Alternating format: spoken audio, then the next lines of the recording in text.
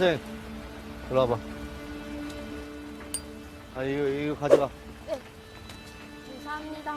어린 학생이란 점을 고려해 원한이나 채무 등과 같은 개인적 원인보다는 성폭행이나 다들 사진 받았지? 네. 지금부터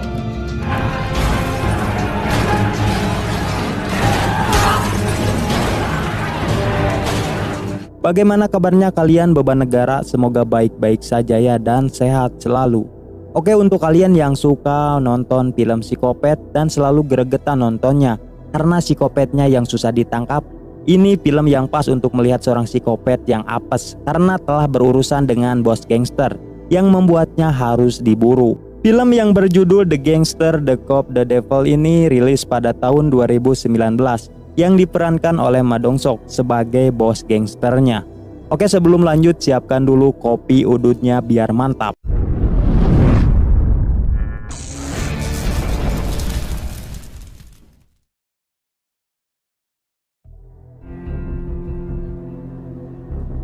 Film diawali dengan diperlihatkannya sebuah tabrakan kecil, dua mobil di jalanan yang sepi.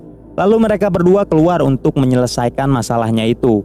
Tetapi salah satu pengendara itu malah memotret mobilnya agar mendapatkan asuransi.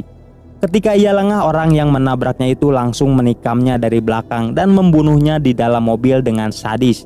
Dan itulah psikopat yang bernama Kang Kyung. Dan film pun dimulai. Setelah itu kita diperlihatkan dengan anggota polisi yang sedang dalam perjalanan menuju TKP. Ia bernama Tae-suk dan rekannya yang bernama Dong-seol. Tetapi karena jalanan yang macet, perjalanan mereka jadi terhambat. Bahkan sirine polisi yang terpasang di mobilnya itu tidak diperdulikan oleh pengendara lain. Dan karena kesal, Tae-suk melepaskan sirinenya itu. Di dalam mobil ia tidak sengaja melihat para gangster yang sedang ada di depan tempat permainan game kasino.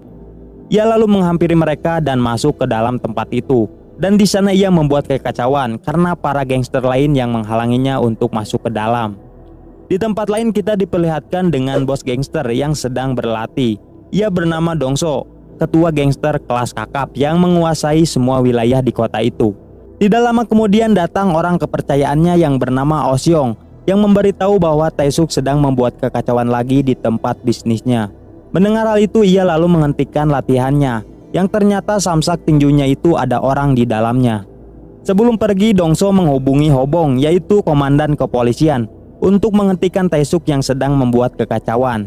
Yang dimana kita tahu Dong-seok selalu menyuap Hobong agar tidak ada polisi yang berani mengganggu bisnisnya. Mendengar hal itu, Hobong langsung menghubungi Tae-suk untuk pergi dari sana dan segera menyelesaikan tugas penyelidikannya. Singkat cerita, sampailah Tae-suk di TKP yang diantar oleh anak buah Dong-seok. Dalam penyelidikannya itu, ia melihat sebuah goresan di belakang mobil. Lalu ia memanggil rekan timnya yang bernama Seojin dan memperlihatkan goresan mobil itu. Melihat hal itu, mereka berdua menyimpulkan bahwa kasus ini adalah pembunuhan yang sama persis dengan kejadian sebelumnya, yaitu pembunuh menabrak mobil korban dulu dari belakang. Scene berganti kepada Dong-seok yang sedang menyelesaikan masalah dengan saingan bisnisnya yang bernama Sang-du. Yang dimana kita tahu Sang-du adalah seorang ketua gangster yang menginginkan sebagian wilayah kekuasaan Dong-seok. Meski begitu, Dong-seok masih memperlakukan Sang-du dengan baik. Oh Seong yang tidak terima bosnya diperlakukan seperti itu langsung memarahi Sang-du. Namun orang kepercayaannya Sang-du yang bernama Mon-sik juga ikut ngebacot dan hampir baku hantam dengannya. Melihat hal itu, Dong-seok langsung menghajar Oh Seong lalu mencabut gigi Mon-sik dan memasukkannya ke dalam gelas Sang-du dan membuatnya langsung kena mental. Kemudian Dong-seok menyuruh Sang-du untuk meminum airnya itu. Setelah itu Dong-seok mengajak Sang-du untuk berdamai dan tidak lagi saling mengganggu atas wilayah kekuasaannya masing-masing. Di tempat lain kita diperlihatkan dengan para polisi yang sedang rapat untuk menyelidiki kasus pembunuhan tadi. Yang ternyata hasil rapatnya itu Hobong menyimpulkan bahwa kematian itu motif dari perampokan. Namun Tae-suk membantahnya, lalu ia memberikan bukti yang telah ia dapatkan dan menyimpulkan bahwa itu sebuah pembunuhan berantai. Karena sebelum melakukan aksinya, psikopat itu selalu menabrakkan mobilnya dan membunuhnya dengan pisau yang sama seperti kasus-kasus sebelumnya. Tetapi pendapatnya itu selalu ditolak oleh Hobong yang membuat Tae-suk memilih untuk menyelidiki kasusnya sendiri. Scene berganti kepada Dongso yang akan pulang usai meetingnya selesai. Di tengah perjalanan tiba-tiba mobilnya ditabrak dari belakang. Melihat hal itu ia lalu turun dari mobilnya. Tanpa ia ketahui ternyata orang yang menabraknya itu adalah Kang Kyung, si psikopat yang ingin membunuhnya. Tetapi di sini Dongso tidak memperpanjang masalahnya dan menyuruhnya untuk pergi. Namun saat Dongso hendak masuk ke dalam mobil, tiba-tiba Kang Kyung menikamnya dari belakang. Tetapi Dongso mampu bertahan dan terjadilah baku hantam dengannya.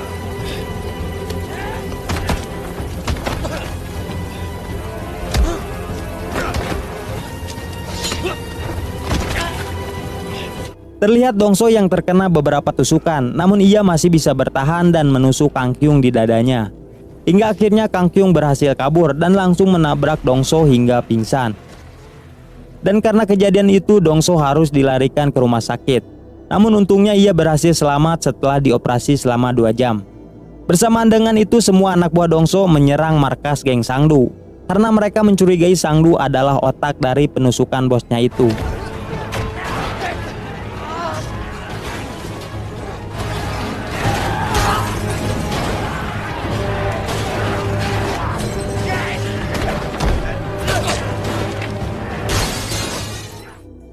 Sedangkan di tempat lain kita diperlihatkan dengan Kang Kyung yang berhasil lolos sampai ke pedesaan.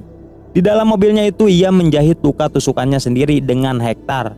Setelah itu ia masih sempat membunuh aki-aki pemilik anjing di sana.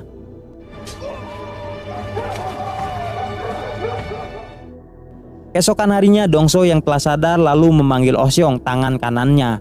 Dan ia memberitahu tentang penusukan itu bukan ulah Sangdu. Tidak lama setelah itu Taesuk datang untuk menjenguknya, tetapi di sana ia malah mengolok Dongso yang hampir dibunuh seorang psikopat. Dan ternyata kejadian itu berpengaruh besar terhadap kekuasaannya karena para gangster lain yang mulai berani merebut kekuasaannya. Setelah itu Taesuk pergi dari sana dan mulai menyelidiki mobil Dongso, dan ia melihat goresan di belakang mobilnya yang sama persis dengan kejadian pembunuhan sebelumnya. Kemudian ia melaporkannya kepada atasan Hobong yang kini pendapatnya mulai diterima setelah mengetahui psikopat itu hampir membunuh Dongso. Lalu mereka berdua menyimpulkan bahwa ini adalah pembunuhan acak karena tidak melihat siapa korbannya, malah berani mencoba membunuh bos gangster. Dan di saat dirinya sedang berada di rumah sakit, ternyata secara diam-diam Sangdu sudah mengambil sebagian wilayah kekuasaannya dan mengambil para investornya. Tapi di sini Dongso terlihat tenang, namun dalam hatinya sangat dengki. Ketika malam hari kita diperlihatkan dengan Kang Kyung yang akan membunuh pengemudi truk yang sedang menelpon di jalan. Lalu ia membunuhnya dan membawa mobil truk itu.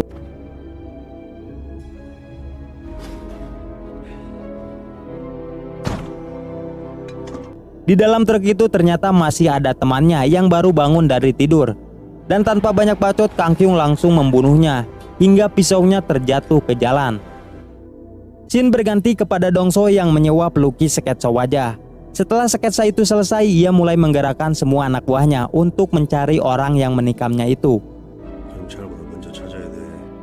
Tidak lama kemudian Taesuk datang lagi ke sana yang meminta informasi dari Dongso dan mengajaknya untuk bekerja sama menangkap psikopat itu. Tetapi tawarnya itu ditolak karena Dongso yang menginginkan orang itu mati di tangannya. Malam harinya Osyong memberikan pisau Kang Kyung yang ditemukan di jalan, dan ia juga membawa mobilnya dan dibawa ke markas besar untuk diselidiki.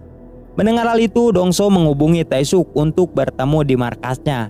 Di sana mereka berdua kini bersepakat untuk bekerja sama dan menangkap si pembunuh berantai itu.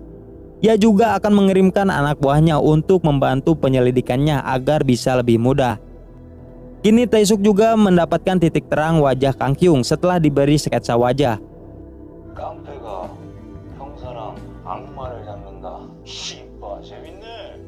Namun sebelum mulai penyelidikannya itu, Dongso menyuruh Osyong untuk membunuh Sangdu terlebih dahulu karena telah mengambil wilayah dan investornya. Dan rencananya itu berjalan dengan lancar dan berhasil membunuh Sangdu dengan menancapkan pisau milik Kang Kyung di tubuhnya.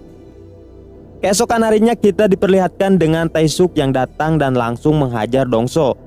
Yang ternyata Taesuk sudah mengetahui rencana Dongso untuk membunuh Sangdu. Tetapi karena Dongso yang jago bela diri, ia mampu menahannya dengan mudah.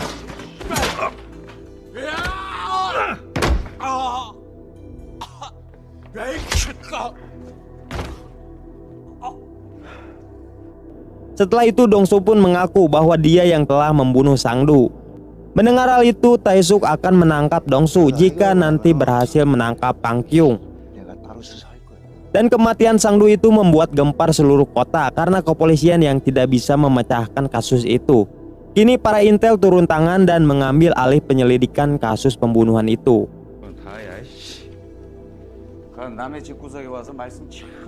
Malam harinya Dongsu dan anak buahnya datang ke markas Sangdu untuk bela sungkawa, dan ternyata di sana ada Kang Kyung yang memberikan sebuah tulisan kepada Monsik kalau orang yang membunuh Sangdu adalah Dongsu menggunakan pisau miliknya. Keesokan harinya saat Dongsu dan Taesuk sedang mencari bukti di dalam mobil Kang Kyung, tiba-tiba Monsik dan anak buahnya yang langsung menyerang mereka berdua.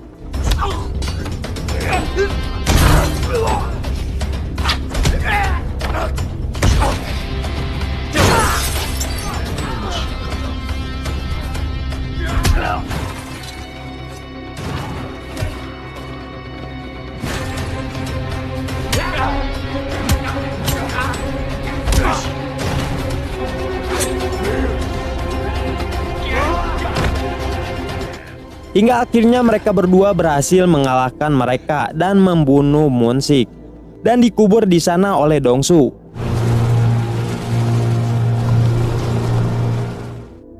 Setelah Taesuk mendapatkan sidik jari Kang Kyung di mobilnya, lalu Taesuk dan timnya mendatangi rumah istri supir truk yang telah dibunuh Kang Kyung untuk dijadikan umpan agar bisa menangkapnya. Yang dimana dia mengajak Kang Kyung untuk bertemu di tempat makan. Tetapi rencananya itu tidak berjalan dengan mulus karena seorang psikopat itu lebih pintar dan telah mengetahui rencana mereka. Dan di sini terjadi aksi kejar-kejaran.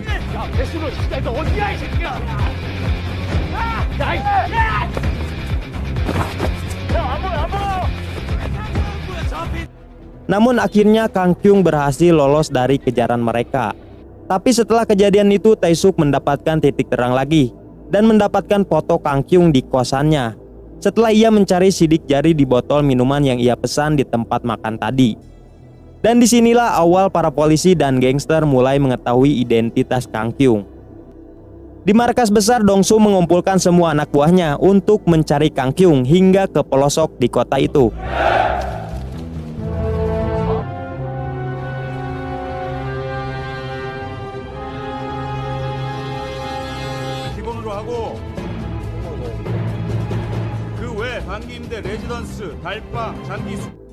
Malam harinya kita diperlihatkan dengan pasukan Dongsu dan Taesuk yang sedang ada di tempat bar. Terlihat di sini hubungan mereka yang mulai akrab. Tetapi tidak lama setelah itu mereka melihat berita TV tentang pembunuhan lagi yang terjadi terhadap anak sekolah yang membawa payung. Yang dimana kita tahu sebelumnya Dongsu pernah memberikan payung yang sama ke gadis itu. Melihat hal itu Dongsu terlihat marah dan dengan cepat mereka semua pergi untuk mencari lagi keberadaan Kang Kyung.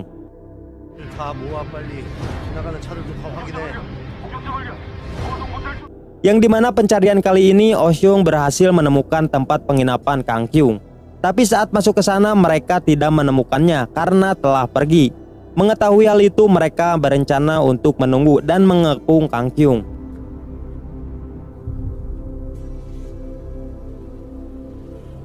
Ketika Kang Kyung ke sana ternyata ia sudah menyadari para gangster dan polisi yang menunggunya. Dengan cepat ia langsung menancap gas dan langsung pergi dari sana.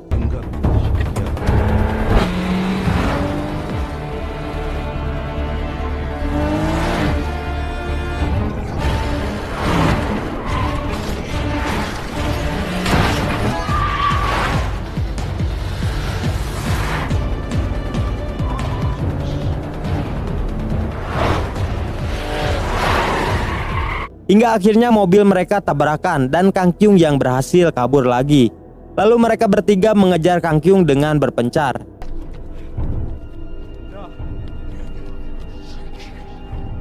Tetapi tidak sengaja Oh Hyung ditikam oleh Kang Kyung yang sebelumnya sudah menunggunya. Dan teriakan itu terdengar oleh Dongsu dan Taesuk.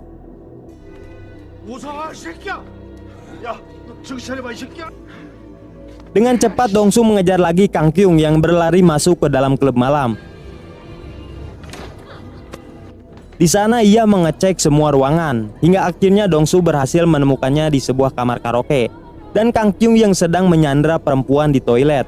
Tanpa banyak bacot, Dongsu langsung menghajarnya hingga pingsan.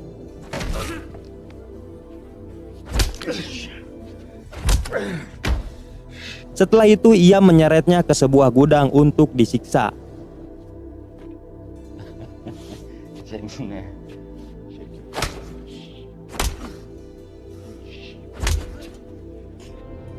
Hingga saat Dongsu akan membacoknya, tiba-tiba Taesuk datang dan menabrak Dongsu hingga pingsan. Yang ternyata Taesuk juga menginginkan Kang Kyung agar bisa diproses secara hukum demi kenaikan jabatannya. Harusnya sih polisi itu jangan ikut campur ya, kan gak greget jadinya. Dan harusnya Dongsu cabut dulu kuku tangan sama kakinya biar mantap gitu. Oke, kita lanjut aja ke ceritanya. Tetapi setelah kerjasama, Taesuk malah menangkap semua anak buah Dongsu dan menutup bisnisnya dengan tuduhan kecurangan mesin kasino. Singkat cerita, di hari persidangan Kang Kyung, Taesuk tidak mempunyai bukti yang kuat tentang pembunuhan berantai itu, yang membuat hakim hampir membebaskan Kang Kyung. Namun tidak lama kemudian Dongsu datang sebagai korban lolos dari pembunuhan Kang Kyung dan menjadi saksi di persidangan itu. Lalu ia melepaskan pakaiannya dan memperlihatkan luka tusukan di tubuhnya. Dan ia juga menyuruh Kang Kyung untuk memperlihatkan luka tusukan di dada kirinya yang sebelumnya Dongsu telah tusuk. Dan karena buktinya yang sudah cukup kuat, hakim pun memutuskan bahwa Kang Kyung dijerat hukuman mati. Tetapi keputusan itu juga membuat Dongsu harus masuk penjara karena ia mengakui perbuatannya yang telah membunuh Sangdu. Yang dimana kita tahu ternyata semua itu adalah rencananya agar ia bisa balas dendam kepada Kang Kyung di dalam penjara. Sebelumnya saat ia sedang menyiksa Taesuk karena telah berkhianat, tiba-tiba Taesuk memberikannya ide agar bisa balas dendam kepada Kang Kyung.